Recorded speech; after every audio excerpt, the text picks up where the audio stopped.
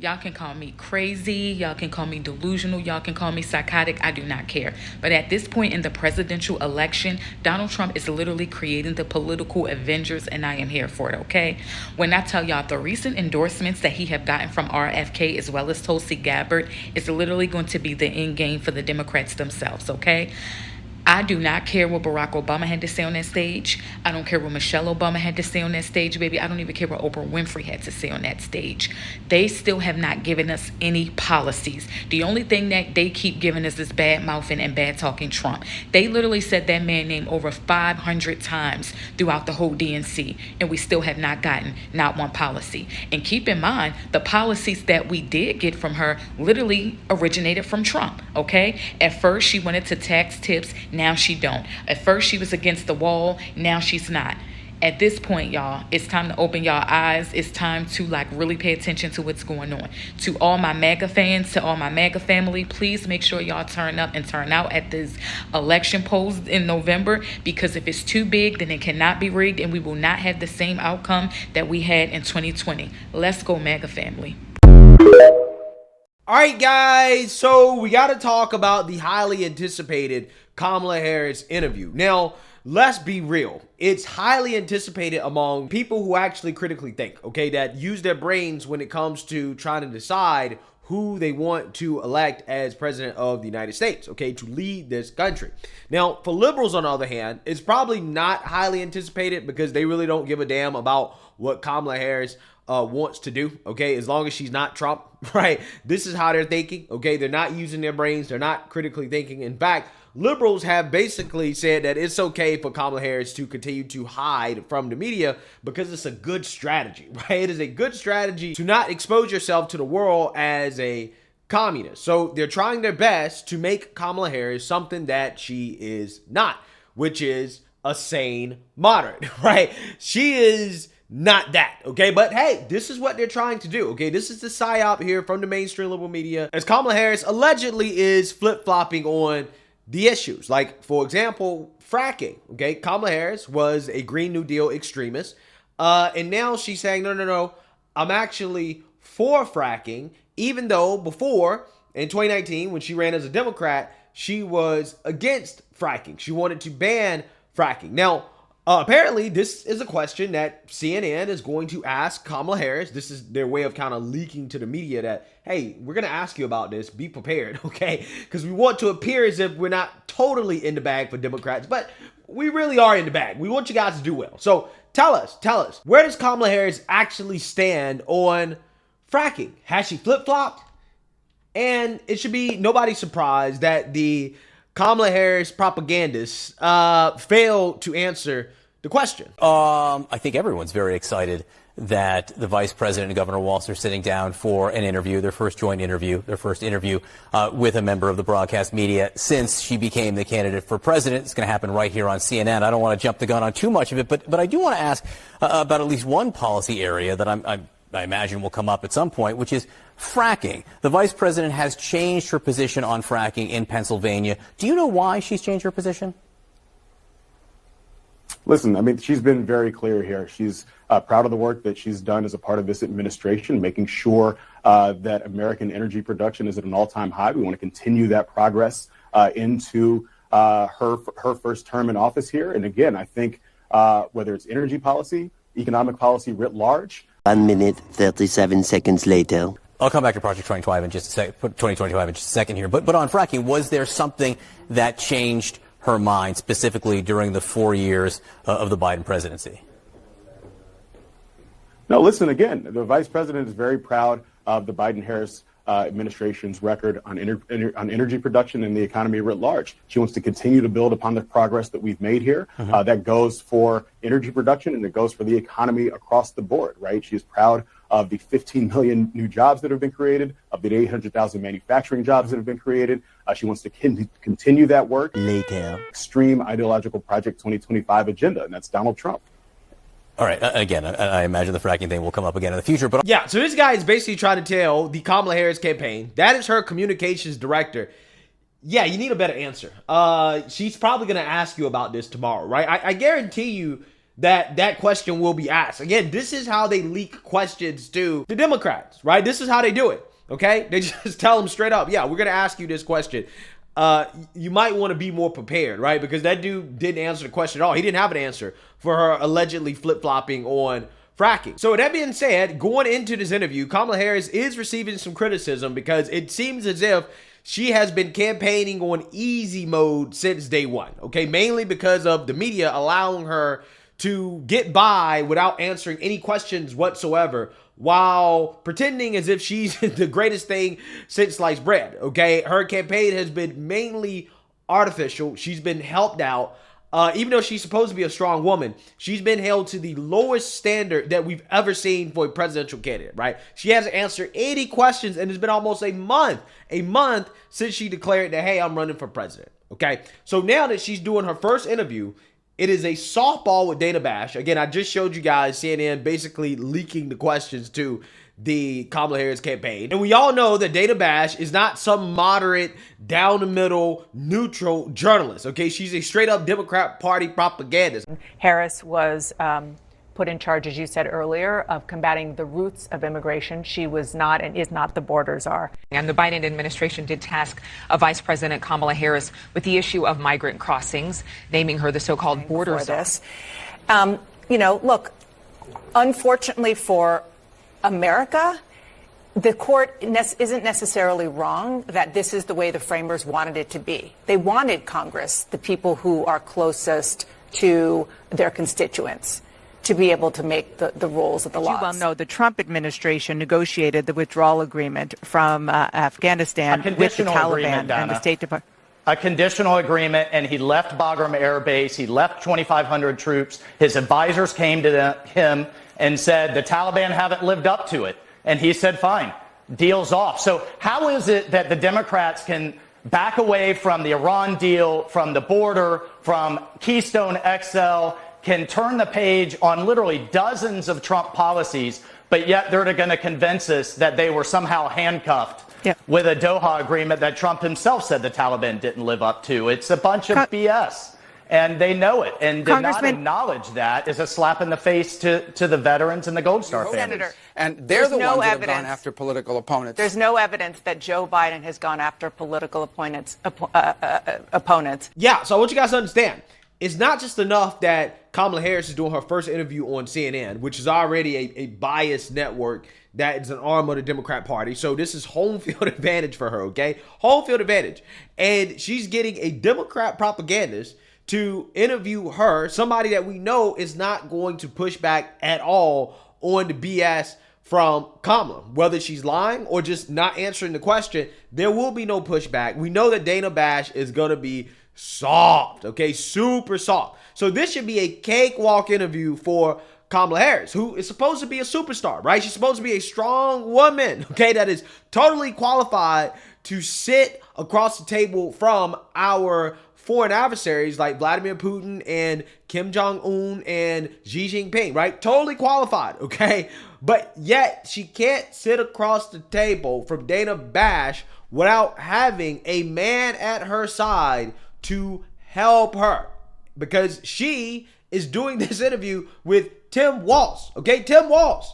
Now, this is something that has gotten a lot of people's attention, okay? Because it's becoming undeniable that Kamala Harris is not the so-called strong, independent woman that don't need no man, right? No. She is actually a weak, frail woman that is dependent on more competent men to make up for her weaknesses. A weakness that apparently she is very aware of, because a liberal reporter, a New York Times reporter on CNN, dropped a truth bomb about how Kamala Harris is doing this because she knows that she can't really stand up on her own 2 feet in a one-on-one interview. She's not good at this. Take a look. Instead, why do you think they're doing it together and not by herself? Well, I don't think it's a secret. Democrats over the last couple of years have increasingly thought that they can go directly to their voters, and I think have frankly been fairly slow to coming around to doing mainstream traditional interviews. We've heard the Biden campaign now turn the Harris campaign complain repeatedly about reporters trying to ask those type of questions, have stayed away from more traditional media interviews as they've tried to go to influencers, tried to go to podcasts that are more friendly venues for them, and they found real success with that. I think what is happening now, though, is there's an onus on Harris and Walz to differentiate themselves from the Biden ticket. There's open questions about what their vision would be, what their legislative priorities would be. And while the Democratic convention was an advertisement for the party writ large, a lot of the things people were saying on stage could have been just the same if it was President Biden as the nominee rather than Kamala Harris. What an interview does is put the onus on her, not just for the mastery of issues and kind of command of issues, but to lay out a vision. That is something that Kamala Harris has been fairly uncomfortable with. Speaking as someone who has interviewed her, that's not necessarily where she likes to be. She often says, I'm not someone who's good at speeches. I'm someone who gets things done. Now, we know as president, that's a big core part of the job is to lay out that kind of vision. Obviously, when you have a two-person interview, and you have a limited amount of time, it does limit the interviewer's ability. I don't think this is going to be the last we hear of her, though. This is going to be the first, but I do think that question of can she do it alone will loom, and they will have to be able to put her out in spaces where she is answering confrontational questions and laying out her vision by herself. If this is all we get in terms of her along with Walz, I do think those questions will ring out further. Scott, in terms of the... Wow, that was a truth bomb. Everything that dude said was correct. This interview already doesn't count, okay? It already doesn't count. People are already saying, nah, like this ain't it, right? This is not what you thought it was. We are still going to demand more from you. Like you literally set up the friendliest cupcake interview ever, okay? With ridiculous home field advantage. I mean, she has a friend, right? Not just a phone friend, but the friend is right there, okay? At her side, okay? So if she says something stupid to Dana Bash's softball question, then he can clean it up, right? Or she might not answer the question at all. I told you guys this was going to be the strategy. I told you they're not going to have Kamala speak. They're going to have the vice president speak for her, right? Whoever she picks as vice president will be the one talking to the media, right? He will be the chief propagandist. It's not going to be Kamala. And you're already seeing that this is the strategy. This is what they're trying to do, but she's not going to be able to get away with it. She's not going to be able to get away with it, okay? The fact that she's doing an interview right now tells you that she is feeling the pressure, right? That, hey, we got to sit down and do something. But the good thing is that people are already saying, nah, this just looks weak, okay? Now, this is on top of her also requesting that the debate rules be changed, okay? She wants notes. I'm assuming because she wants to be able to look back on things and go over things as she's getting destroyed by Trump, right? She wants to be able to sit down because she doesn't want to look weak and frail next to Trump because she will, okay? Trump will be towering over her. She doesn't want that. She also wants to leave the mic on because she won't be able to talk for 2 minutes straight without saying something extremely stupid, right? So, again, she is trying to set up everything in her favor, and people are starting to see a pattern. They're starting to see, wait. This is not how a so-called strong, independent woman is supposed to carry themselves when they're running for president of the United States. Everything has to be set up in your favor, but you're supposed to be this strong, independent woman when you're trying to run for president on easy mode with cheat codes. R1, R2, L1, R2, left down, right up. Okay, that is what Kamala Harris is doing right now when it comes to his presidential race. So people are saying that, no. Again, this is weak. Okay, you're looking real weak right now, right? Really weak. But, according to the Kamala Harris propagandists, no, that's not the case. Actually, Kamala Harris looks strong. She looks strong when she has to sit there with Tim Walz and have him babysit her throughout the interview to make sure that she doesn't say anything stupid. You did bring up that interview, so I do want to talk about that, Scott. This question for you. So now we know Kamala Harris is sitting down for an interview, but she's going to be joined by Tim Walz. So, there is speculation on she's being joined by him because she may have a gaffe. She may misspeak. There's also the thought of, well, why would she give an interview up until this point? Because polls have been on her side. But there is this criticism about her being joined by Tim Walz and, doing this as a joint interview. Is her running mate going to help or hurt her tomorrow? Well, we're building this campaign, the Democrats have, for the last 40 days or so. And to my good friend Sean Spicer, are you bragging or complaining about a candidate wanting it both ways? Seems pretty smart strategy to me. But in regard to the interview, interview. I'll give Scott credit. It's great strategy. He's right on that. No, he's not right on that. It's not great strategy, okay? Because if we lived in a sane world, this would not work, right? When you are essentially colluding with the media to take down your political opponent, to beat your political opponent, that's not great strategy. That's just cheating, right? You're just flat out cheating, right? That is what's happening, okay? So I hate when people say, oh my God, Kamala Harris is using such a great strategy. Well, again, this is not a strategy. She's not overcoming any type of adversity or problem solving in order to beat her opponent. She's not outsmarting her opponent. She's just cheating, right? She's cheating to beat her opponent. That's what's happening. No question about it. But in regard to the interview, real quick, I think we're introducing, the idea is to reintroduce Kamala Harris, but keep introducing Tim Walz as a team, if you will. Again, it's only been 40 days. We're building this political ship on the run here. All you need is one more vote than the next guy. And we're on our time frame. The Dems are. They're not on media's time frame. But you don't not think on Donald in Trump's any time way, frame. Scott? What about the American people, right? What about their time frame? They don't have that much time to make a decision. See, that's the problem here. They're saying, oh, no, we can come out and do an interview anytime we want, right? We don't have to do an interview when you want us to do an interview. Okay, Kamala Harris is too busy talking to the voters. And it's like, okay, well, if she's talking to the voters on the ground, she only can talk to so many of those people. And it's not like she's really talking policy with those people. She's not having a real conversation with them. She's just talking at them, telling them what she's going to do. And that's it. She ain't answering no real questions. But even if she was, she's just talking to those people. You still have the rest of the country. Kamala Harris can't visit every part of the country, right? That's not possible. That is the whole point of doing a national interview, nationally televised, so that everybody can hear what Kamala Harris has to say. All of these magical things that she's apparently telling people in these swing states on the ground, right? That the Kamala campaign continues to brag about. Why don't you come out and say these things on national television so that, hey, everybody can hear what she has to say? But again, that's not what they're doing, right? They don't want to do that, and they're not doing it for a reason.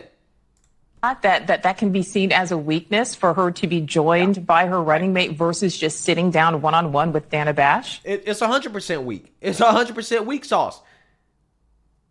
And that's the thing here. Again, they're trying to make Kamala Harris out to be some strong, independent woman, but when it comes time for her to perform, to actually stand up and to be the strong, independent woman, right? That prosecutor that's going to prosecute the case against Trump, right?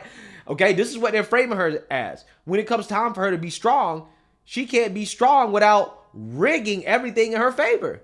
It's crazy. I've seen more substance from Kamala Harris in the cooking videos that she and her stands have posted online than anything that she said on the campaign trail thus far. Because that's what she's more qualified to do than to be president of the United States. Okay. You can do it one-handed. Yeah. You're a pro. Yeah, come on now. Right okay. Wow. Yeah. Huh? Yeah, okay. Yeah, Kamala for the kitchen 2024. She's earned my vote. Well, I think I anticipate her sitting down one-on-one with Dana Bash at some point doing the interview that's going to run, and at some point Tim Walz is going to be doing a joint interview with her. But that's not a weakness at all. In fact, that's a strength, showing that my number two has plenty to say, and we're a partnership, and that we are moving forward together. So I don't see that as a weakness at all. Oh, yeah, that's Nicole, these guys. Go ahead, Sean. These guys love to embrace pronouns. So let's be honest. What happened? She said that she would do an interview, and now it's they that are doing the interview. She can't handle doing this on her own. She wants to be commander in chief. It's CNN, for God's sakes. This isn't going to be tough. This is patty cake. Fact. Give me a break. If she can't handle an interview on her own, and with all due respect to Scott, because I love him to death, I gave him credit for the strategy. I gave him credit for the strategy, and I will stand by that. But we're 60 days out from an election, and she's talking about, we'll get around to it. This is pathetic. Sean does bring up a good point, though. I have no doubt that she can handle this on her own, but does it give the appearance of her not being able to? Hold on. Hey, listen, Democracy's we don't on even know. We don't, Sean, we don't even know whether it's going to be a one-on-one partly and a two-on-one partly. We just simply don't know. And I know that's your narrative, but that's not the Democratic narrative. CNN and I'm a little more announced it, qualified Scott. than you are, since you're a Republican and I'm a Democrat. Let's see what happens. CNN put it out. CNN They did, announced they that did it was put a it out joint interview. as a joint Yeah. interview. I mean, I do know. Yeah. And But I will just say this. we will see what happens tomorrow. We will see how it goes. Yeah, we will see how it goes. But the fact that this guy is trying to spin this as a strength. Oh, no, this is actually a sign of strength that Kamala needs a man to help her out doing this interview. But again, what happened to the strong, independent woman that don't need no man? Now, all of a sudden, she need a man. She need a man to help her stand up to a woman. Wow. Wow. Right? This is unbelievable, man. It really is. She's running the weakest campaign ever.